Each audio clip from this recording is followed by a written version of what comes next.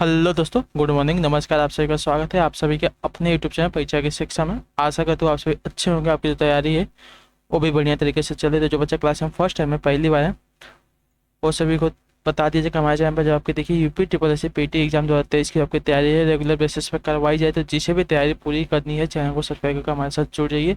उसके बगल में आपको जो बेल आइकन दिएगा उसको प्रेस करके जो नोटिफिकेशन आता है उसको ऑल कर लीजिए। ठीक है, क्लास का समय और शेड्यूल देख लीजिए। जो जीके जीएस की क्लास है आपको डेली 10 बजे इसी टाइप पर हमारे चैनल पर देखने को मिलती है। बाकी जो रीजनिंग और मैथ्स की क्लास है आपको दोपहर को 3 बजे, और जो हिंदी और जनरल अवेयर्स की क्लास है आपको शाम को 7 बजे हमारे चैनल पर जो है देखने को मिलती है। तो ये जो अभी 3 क्लासेस आपकी चल रही है इसी टाइम पर आपको डेली देखने को मिल रही है। तो जिसे भी तैयारी कंप्लीट करनी है चैनल को सब्सक्राइब करके इसी टाइम पर आपको जुड़ना है। ठीक है, बाकी अगर आपको कुछ डाउट है, कोई क्वेश्चन है, तो आप हमें इंस्टाग्राम पर देखिए, परीक्षा की शिक्षा हमारा इंस्टाग्राम का पेज है, तो आप हमें वहाँ पर डीएम करके पूछ सकते हैं आपका कोई भी प्रश्न होगा तो। ठीक है, अगर पीडीएफ की बात करें तो पीडीएफ के लिए हमारा क्या बोलते हैं टेलीग्राम का चैनल है। ठीक है, परीक्षा की शिक्षा नाम का, डिस्क्रिप्शन में इसका जो है लिंक मिल जाएगा आपको। फटाफट जाइए वहाँ पे जो इसका जो बोलते हैं पीडीएफ है आपको मिलेगा, उसको डाउनलोड कीजिए, अपनी तैयारी को जो है कंप्लीट कीजिए। बाकी वहाँ पे देखें तो आपको टाइम टू टाइम जो क्लास का अपडेट होता है डेली की डेली उसको मिलता रहता है। ठीक है, तो चलें क्लास स्टार्ट करें। स्टार्ट करने से पहले जिसने क्लास को अभी तक लाइक नहीं किया क्लास को लाइक कर दीजिए, क्लास को अपने दोस्तों के साथ शेयर कर दीजिए। ठीक, तो चलिए क्लास स्टार्ट करें। पहला क्वेश्चन देखेंगे क्या पूछा गया, ध्यान से एक क्वेश्चन को देखेंगे, उत्तर देते चलिए। ठीक है, एक एक क्वेश्चन को ध्यान से देखेंगे और बताते हुए चलेंगे सही उत्तर क्या हो जाएगा।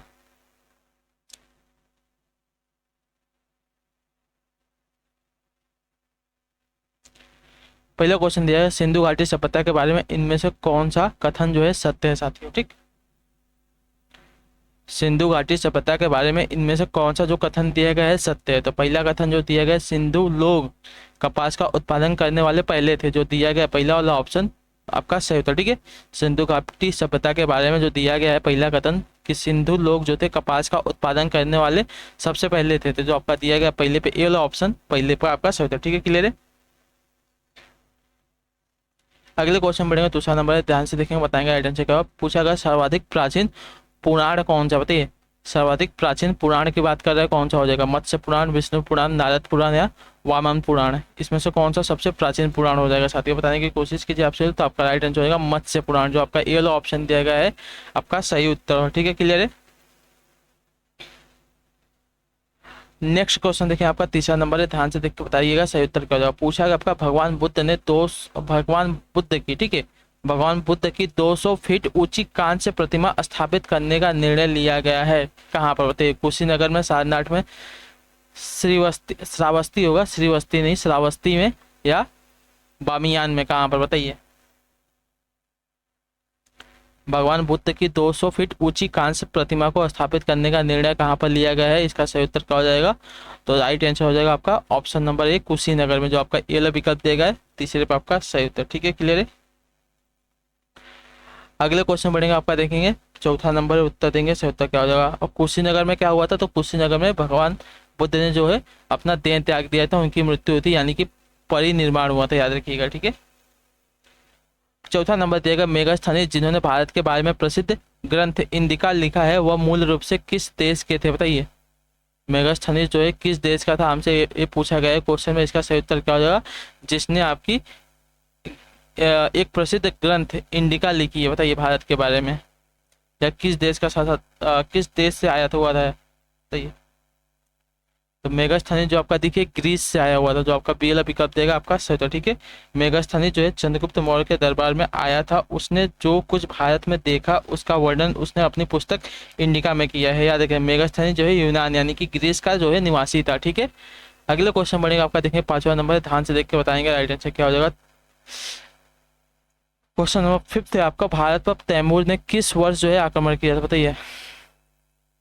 भारत पर तैमूर ने जो है किस वर्ष आक्रमण किया था, पांचवे पर राइट आंसर क्या हो जाएगा साथियों। तो आपका राइट आंसर होगा 1398 ईस्वी में। ठीक है, जो डी वाला ऑप्शन दिया गया है पांचवे पर आपका राइट आंसर हो जाएगा। ठीक, तुगलक वंश के अंतिम शासक जो है नसरुद्दीन मोहम्मद के शासनकाल में 1398 ईस्वी में मंगोली आक्रमणकारी तैमूर ने जो है भारत पर आक्रमण किया। ठीक है, कहाँ का था तैमूर, तो मंगोल का था, याद रखिएगा। ठीक, कब आक्रमण किया था 1398 ईस्वी में, और इसमें भारत पर शासन किसका था, तो याद रखिएगा नसरुद्दीन महमूद का, ठीक है, याद रखिएगा। ठीक, अगले क्वेश्चन बढ़े आपका छठा नंबर है, ध्यान से देखिएगा, बताइएगा राइट आंसर का। महात्मा गांधी किस वर्ष जो है कांग्रेस के अध्यक्ष बने थे साथियों, बताइए।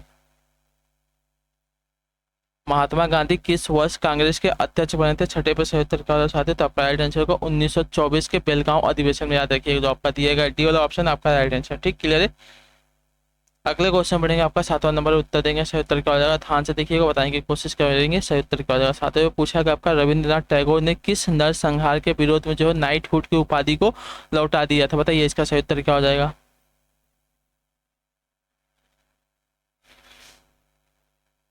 तो आपका उत्तर हो जाएगा साथियों जलियांवाला बाग नरसंहार के, ठीक है, जो आपका दिया गया ए वाला ऑप्शन सातवें पे आपका सही उत्तर। ठीक है, रविंद्रनाथ टैगोर ने ब्रिटिश वायसराय लॉर्ड चेम्सफोर्ड के काल में हुए जलियांवाला बाग नरसंहार के विरोध में जो है अपनी नाइटहुड की उपाधि को लौटा दी थी, याद रखिएगा। ठीक, क्लियर है।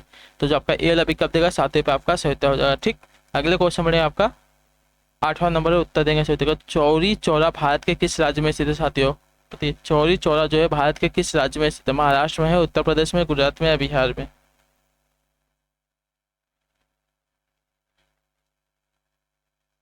तो आपका उत्तर साथियों उत्तर प्रदेश राज्य में, ठीक है। कौन से जिले में है, तो याद रखिएगा गोरखपुर जिले में है। ठीक, तो जो आपका बी विकल्प देगा आपका सही उत्तर। ठीक है, क्लियर है सभी का यहाँ तक। चौरी चौरा कांड की तिथि जो है 5 फरवरी 1922 है, याद रखिएगा, ये डेट बहुत ही इंपॉर्टेंट है। इस तिथि को जो है संयुक्त प्रांत यानी कि उत्तर प्रदेश, जो उस समय अभी नाम नहीं रखा गया था, उसका नाम था संयुक्त प्रांत, ठीक है, कि गोरखपुर जिले में चौरी चौरा नामक स्थान पर किसानों के एक जुलूस पर गोली चलाए जाने के कारण क्रुद्ध भीड़ ने थाने में जो है आग लगा गई, जिससे जो है 22 सिपाहियों की मृत्यु हो गई। ठीक है, यही घटना इतिहास में चौरी चौरा कांड के नाम से जो है प्रसिद्ध है। चौरी चौरा कांड से क्षुब्ध होकर महात्मा गांधी ने जो है असहयोग आंदोलन को वापस ले लिया था, याद रखिएगा। ठीक है, अगले क्वेश्चन बढ़े आपका 9 नंबर है, ध्यान से देख के उत्तर देंगे। क्या पूछा, निम्नलिखित में से कौन से महत्वपूर्ण व्यक्ति ने सभी 3 गोलमेज सम्मेलनों में जो है भाग लिया था, बताइए। मदन मोहन मालवीय ने लिया था, एनी बेसेंट ने लिया था, महात्मा गांधी ने लिया था या बी आर अम्बेडकर ने लिया था। सभी 3 गोलमेज सम्मेलनों में किसने भाग लिया था, बताइए इसका सही उत्तर क्या हो जाएगा साथियों।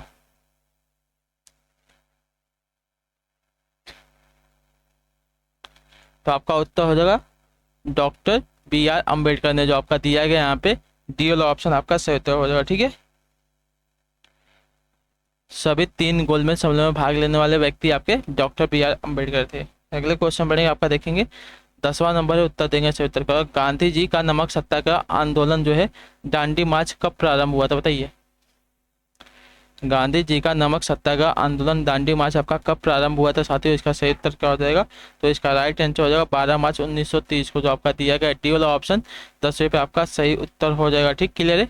अगले क्वेश्चन बढ़ेगा आपका 11 नंबर है, उत्तर देंगे सही उत्तर। बस्तर एक आदिवासी जिला किस राज्य में स्थित है, बस्तर जो कि आपका एक आदिवासी जिला है, किस राज्य में स्थित है साथियों, 11 पे सही उत्तर क्या हो जाएगा, तो आपका राइट आंसर होगा छत्तीसगढ़ राज्य में, जो आपका दिया गया है बी वाला ऑप्शन 11 पे आपका सही उत्तर। ठीक है, राज्य पुनर्गठन अधिनियम के तहत मध्य प्रदेश के पुनर्गठन से 1 नवंबर 2000 को जो है छत्तीसगढ़ नया राज्य बना। वर्तमान में इसमें जो है 27 जिले हैं, बस्तर छत्तीसगढ़ का आदिवासी जिला है। ठीक है, क्लियर है। अगले क्वेश्चन बढ़ेंगे 12 नंबर, उत्तर देंगे सही उत्तर। कौन सा पठार भारत की खनिज दिल के देश के रूप में जाना जाता है, बताइए। कौन सा जो पठार है भारत की खनिज दिल के देश के रूप में जाना जाता है, बताइए। दिल के देश, तो आपका उत्तर हो सकते छोटा नागपुर का पठार। ठीक है, छोटा नागपुर का जो पठार है दिल के देश के रूप में जाना जाता है, तो जो आपका दिया गया यहाँ पे पी वाला विकल्प आपका राइट आंसर। ठीक है, छोटा नागपुर पठार भारत का खनिज दिल के देश यानी कि हार्ट लैंड ऑफ इंडिया के रूप में है जो है जाना जाता है। ठीक है, तो जो आपका दिया गया यहाँ पे बी वाला ऑप्शन आपका सही उत्तर हो जाएगा। ठीक है, क्लियर यहाँ तक सभी का।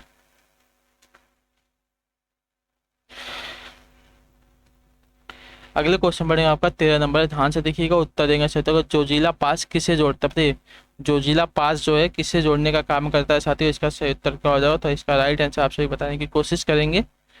तो जोजिला पास जो आपका देखिए लेह और श्रीनगर को जोड़ने का कार्य करता है, तो जो आपका दिया गया यहाँ पे डी वाला ऑप्शन आपका सही उत्तर है। ठीक है, यह कहाँ पे स्थित है, जम्मू और कश्मीर में स्थित है, याद रखिएगा। ठीक, अगले क्वेश्चन बढ़ेंगे आपका, देखेंगे 14 नंबर, उत्तर देंगे सही उत्तर क्या हो जाएगा। इनमें से कौन सी नदी जो है भारत में पश्चिम दिशा में बहती नदी नहीं है, ठीक है, पश्चिम दिशा में बहती नदी कौन सी नहीं हो जाएगी, नर्मदा, साबरमती, लूनी, कृष्णा।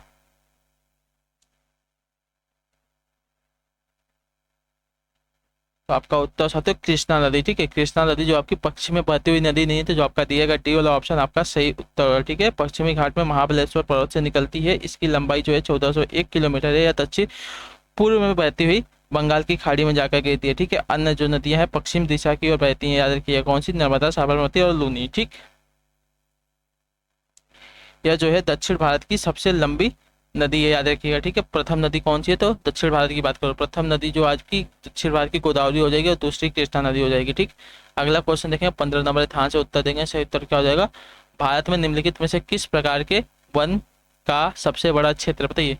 भारत में निम्नलिखित में से किस प्रकार के वन का सबसे बड़ा क्षेत्र है, 15 पर सही उत्तर क्या हो जाएगा। तो आपका राइट आंसर आपका हो जाएगा साथियों उष्णकटिबंधीय नम पर्णपाती वन होते हैं, ठीक है। तो जो आपका दिया गया सी वाला ऑप्शन 15 पे आपका सही उत्तर हो जाएगा, ठीक है। भारत में उष्णकटिबंधीय शुष्क, एक मिनट,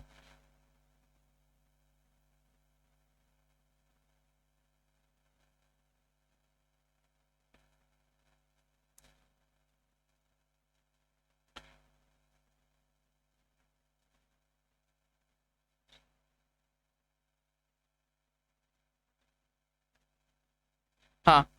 तो इसमें जो आपका दिया गया उष्णकटिबंधीय नम पर्णपाती वन सबसे अधिक पाया जाता है, जो आपका दिया गया सी वाला ऑप्शन आपका सही उत्तर हो जाएगा, ठीक है। क्लियर है। आपका दूसरे नंबर पे आता है नम पर्णपाती, यानी कि आर्द्र जो होते हैं, ये आपके दूसरे नंबर पर आते हैं। पहले नंबर पर जो आप कहते हैं शुष्क उष्णकटिबंधीय शुष्क पर्णपाती वन आते हैं, याद रखिए। दूसरे नंबर पर आता है उष्णकटिबंधीय नम पर्णपाती, यहाँ पे देखिए उष्णकटिबंधीय शुष्क सदाबहार वन दिया गया है। अगर शुष्क पर्णपाती वन दिया गया तो आपका ये वाला ऑप्शन सही होता है, लेकिन यहाँ पे नहीं दिया गया वाला ऑप्शन, तो जो आपका दूसरा सबसे बड़ा हो जाएगा वो आ जाएगा, ठीक है। तो जो आपका सी वाला ऑप्शन देगा 15 पे आपका सही होता है, ठीक है। अगले क्वेश्चन बढ़ेगा आपका 16 नंबर, ध्यान से देख के उत्तर देंगे सही। तो मिश्रित मिश्रित अर्थव्यवस्था का अर्थ क्या होता है, बताइए। मिश्रित अर्थव्यवस्था का अर्थ क्या होता है साथियों, इसका सही उत्तर क्या हो जाएगा। तो आपका राइट आंसर हो जाएगा सार्वजनिक तथा निजी क्षेत्र का सह अस्तित्व, जो आपका दिया गया है यहाँ पे सी वाला ऑप्शन आपका सही था, ठीक है। मिश्रित अर्थव्यवस्था, इस अर्थव्यवस्था में समाजवादी तथा उदारवादी दोनों प्रकार की अर्थव्यवस्थाओं की विशेषताओं जो है निहित होती हैं। इसमें निजी तथा सार्वजनिक क्षेत्रों का सह अस्तित्व होता है, तो जो आपका दिया गया सी वाला ऑप्शन 16 पे आपका सही होता है। अगले क्वेश्चन बढ़े आपका 17 नंबर, जीएनपी तथा एनएनपी के मध्य अंतर क्या होता है, बताइए। जीएनपी तथा एनएनपी के बीच अंतर क्या होता है साथियों। तो आपका राइट आंसर होगा पूंजी अधिमूल्यन के समान, जो आपका दिया गया यहाँ पे ये वाला ऑप्शन आपका सही था, ठीक है। किसी देश के नागरिकों द्वारा एक निश्चित समयावधि समानता एक वर्ष में उत्पादित अंतिम वस्तुओं एवं सेवाओं के मौद्रिक मूल्य को जो है सकल राष्ट्रीय उत्पादन यानी कि ग्रॉस नेशनल प्रोडक्ट यानी कि जीएनपी कहते हैं, याद रखिएगा, ठीक है। तो पूंजी अधिमूल्यन के समान क्या होता है, जीएनपी तथा एनएनपी के मध्य अंतर होता है, तो जो आपका ए वाला ऑप्शन दिएगा आपका यहाँ पे सही उत्तर, ठीक, क्लियर है। नेक्स्ट क्वेश्चन देखें आपका क्या पूछा गया, 18 नंबर उत्तर देने की कोशिश करेंगे, सही उत्तर क्या हो जाएगा। भारतीय रिजर्व बैंक का राष्ट्रीयकरण कब हुआ था, बताइए। भारतीय रिजर्व बैंक का जो है राष्ट्रीयकरण कब हुआ था साथियों, इसका सही उत्तर क्या हो जाएगा। तो देखिए पहले इसकी स्थापना की बात करें तो इसकी स्थापना जो है हुई थी 1934 में, याद रखिएगा, ठीक है। सॉरी 1935 में हुई थी, ठीक है। इसकी स्थापना जो है भारतीय रिजर्व बैंक अधिनियम 1934 के अंतर्गत अप्रैल 1935 को हुई थी तथा स्वतंत्रता के प्राप्ति के पश्चात 1 जनवरी 1949 को जो है इसका राष्ट्रीयकरण हुआ था, याद रखिए, ठीक है। तो आपका बी वाला विकल्प देगा आपका सही उत्तर हो जाएगा। यहाँ यह बैंक जो है भारत में 1 रुपये और छोटे सिक्कों को छोड़कर करेंसी जारी करने की एकमात्र अथॉरिटी है इसके पास, याद रखिए, ठीक है। अगला क्वेश्चन बढ़ेगा आपका 19 नंबर उत्तर देंगे 14 निम्नांकितों में से कौन भारतीय अर्थव्यवस्था की विशेषता नहीं है, बताइए। निम्नांकितों में से कौन जो है भारतीय अर्थव्यवस्था की विशेषता नहीं है साथियों, 19 पर राइट आंसर क्या हो जाएगा। तो आपका सही होगा पूर्ण साक्षरता का निम्न स्तर, निम्नतम स्तर जो आपका दिया गया सी वाला ऑप्शन आपका सही होता है, ठीक है। पूर्ण साक्षरता का निम्नतम स्तर जो है भारतीय अर्थव्यवस्था की विशेषता नहीं है, तो जो आपका सी वाला ऑप्शन दिया गया है 19 के आपका सही होता है, ठीक है, क्लियर है। अगले क्वेश्चन बढ़ेंगे 20 नंबर, ध्यान से देखो उत्तर देंगे। तो भारत में राजकीय क्षेत्र सर्वाधिक किस क्षेत्र में प्रमुख, बताइए। भारत में से राजकीय क्षेत्र सर्वाधिक किस क्षेत्र में प्रमुख चाहते हो, 20 पे सही उत्तर क्या हो जाए। तो आपका राइट आंसर होगा इस्पात उत्पादन में, जो आपका दिया गया सी वाला ऑप्शन 20 पे आपका सही होगा, ठीक है। भारत में राजकीय क्षेत्र में इस्पात उत्पादन के क्षेत्र में सर्वाधिक प्रमुख आपका हो जाएगा, तो जो आपका सी वाला ऑप्शन दिएगा आपका यहाँ पे सही उत्तर, ठीक, क्लियर है। अगले क्वेश्चन बढ़ेगा 21 में उत्तर देंगे। तो भारतीय संविधान कितने शब्दों का बना है, बताइए। भारतीय संविधान जो है कितने शब्दों का बना है साथियों, ये पूछा गया हमसे। इसका सही उत्तर क्या है, शब्दों की बात कर रहे हैं साथियों, तो आपका राइट आंसर हो जाएगा 1,17,369 जो आपका दिया गया यहाँ पे डी वाला ऑप्शन आपका सही है। ठीक है, भारतीय संविधान विश्व का सबसे बड़ा लिखित संविधान है, यह लगभग 1,17,369 शब्दों से बना है, याद रखिए। ठीक है, वर्तमान में इसमें देखिए 22 भाग हैं, 395 अनुच्छेद तथा 12 अनुसूचियां हैं। ठीक है, मूल संविधान में आपका देखिए 22 भाग, 395 अनुच्छेद तथा 8 अनुसूचियां थी, याद रखिएगा। ठीक है, अगले क्वेश्चन बढ़ेगा आपका, देखेंगे 22 नंबर उत्तर देंगे सही उत्तर। त्रिपुरा को कब भारत के पूर्ण राज्य का जो है दर्जा दिया गया, बताइए त्रिपुरा को कब जो है भारत के पूर्ण राज्य का दर्जा दिया गया था। 22 पे सही उत्तर क्या हो जाएगा, तो आपका राइट आंसर होगा 1972 में, यानी कि 1972 में जो आपका दिया गया पहला विकल्प आपका सही उत्तर हो जाएगा। ठीक है, 1 जुलाई 1963 को जो है त्रिपुरा एक केंद्र शासित प्रदेश बना और 21 जनवरी 1972 को जो है इसे एक पूर्ण राज्य का जो है दर्जा प्राप्त हो गया था। नेक्स्ट क्वेश्चन आपका है 23 उत्तर देंगे, भारतीय संविधान का निम्नलिखित में से कौन सा अनुच्छेद विधिक समता यानी कि कानून के सामने समानता से संबंधित, बताइए। भारतीय संविधान का निम्नलिखित में से कौन सा अनुच्छेद जो है विधिक समता यानी कि कानून के सामने समानता से संबंधित है साथियों। 23 पे सही उत्तर का आपका राइट आंसर होगा अनुच्छेद 14 यानी कि आर्टिकल 14 जो आपका दिया गया यहाँ पे, ये वाला ऑप्शन आपका सही उत्तर। ठीक है, क्लियर है। अगले क्वेश्चन बढ़ेगा आपका, देखेंगे 24 नंबर उत्तर देंगे, भारतीय संविधान में कितने मूल कर्तव्य दिए गए हैं साथियों, इसका सही उत्तर क्या हो जाएगा, बताने की कोशिश कीजिएगा आपसे, तो आपका राइट आंसर हो गया 11 जो आपका दिया गया यहाँ पे सी वाला ऑप्शन आपका सही उत्तर। ठीक है, क्लियर है। पहले इसकी संख्या 10 थी लेकिन अभी बढ़ के 11 हो गई है। अगले क्वेश्चन बढ़ेगा आपका, देखेंगे 25 नंबर उत्तर देंगे सर, लोकसभा की सदस्यता के लिए उम्मीदवारों की न्यूनतम आयु क्या निर्धारित की गई है, बताइए। मैंने आपको ये वाला क्वेश्चन कराया है, तो इसका सही उत्तर क्या हो जाएगा, बताने की कोशिश कीजिए।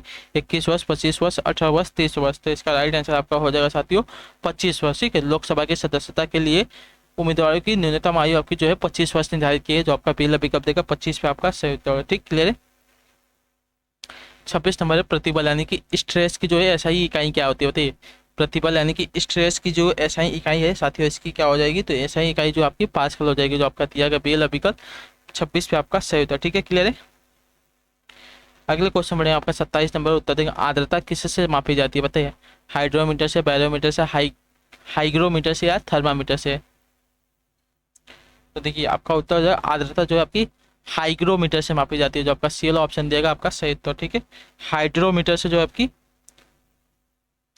द्रव्यों का अपेक्षित घनत्व मापा जाता है। ठीक है, हाइड्रोमीटर से जो है द्रव्यों की घनत्व जो घनत्व होती है वो मापा जाता है। बैरोमीटर से, तो बैरोमीटर से वायु दाब मापने का जो है काम किया जाता है। थर्मामीटर से सभी को पता होगा तापमान मापा जाता है। ठीक, और आर्द्रता जो है यानी कि नमी जो है हाइग्रोमीटर से मापी जाती है, याद रखिएगा। अगले क्वेश्चन बढ़ेगा आपका 28 नंबर उत्तर देंगे सही उत्तर क्या हो जाएगा, वह ताप जिस पर कोई ठोस वस्तु अपनी ठोस अवस्था से द्रव अवस्था में परिवर्तित हो क्या कहलाता है, बताइए। वह ताप जिस पर कोई ठोस वस्तु जो है अपनी ठोस अवस्था से द्रव्य अवस्था में परिवर्तित हो वह क्या कहलाता है। 28 पे सही उत्तर क्या हो जाएगा साथियों, बताने की कोशिश करेंगे आपसे भी लोग फटाफट, इसका सही उत्तर क्या हो जाएगा, तो आपका राइट आंसर हो जाएगा साथियों गलनांक कहलाता है, जो आपका दिया गया यहाँ पे पहला विकल्प आपका सही उत्तर हो जाएगा। ठीक है, क्लियर है। अगले क्वेश्चन बढ़ेगा आपका 29 है उत्तर देंगे सही उत्तर, कार्बनिक यौगिक में कार्बन की संयोजकता हमेशा कैसी होती है, कार्बनिक यौगिक में जो है कार्बन की संयोजकता हमेशा कैसी होती है साथियों, इसका सही उत्तर क्या हो जाएगा, तो आपका राइट आंसर होगा 4 होती है, जो आपका दिया गया यहाँ पे डी वाला ऑप्शन आपका सही होता है। ठीक है, कार्बनिक यौगिक में कार्बन की संयोजकता हमेशा 4 होती है, याद रखिए। कार्बन की परमाणु संख्या आपकी 6, इसमें इसे आवर्त सारणी 4A में जो है रखा गया है, याद रखिएगा। ठीक है, और कार्बन एक आपका अधातु है। अगले क्वेश्चन बढ़ेगा आपका 30 से आखिरी क्वेश्चन है, ध्यान से देखो उत्तर देंगे। एक ही समय दोनों तरफ कौन सा प्राणी देख सकता है, बताइए। एक ही समय में दोनों तरफ कौन सा जो प्राणी है देख सकता है, गिरगिट, छिपकली, सर्प या कछुआ, तो आपका राइट आंसर हो जाएगा साथियों गिरगिट, जो आपका दिया गया यहाँ पे ये वाला ऑप्शन आपका सही उत्तर हो जाएगा। ठीक, क्लियर है। तो इसी के साथ जो आपकी क्लास है आज की यहीं पर कंप्लीट होती है। आई होप कि आपको जो क्लास है अच्छी लगी क्लास को लाइक करें, चैनल पहली बार चैनल को जो है सब्सक्राइब करें और हमें कमेंट करके बताइएगा आपको जो है क्लास है कैसी लगी। क्लास अच्छी लगी तो क्लास को लाइक जरूर करिएगा और हमें अपना जो है फीडबैक जरूर दीजिएगा साथियों। ठीक है,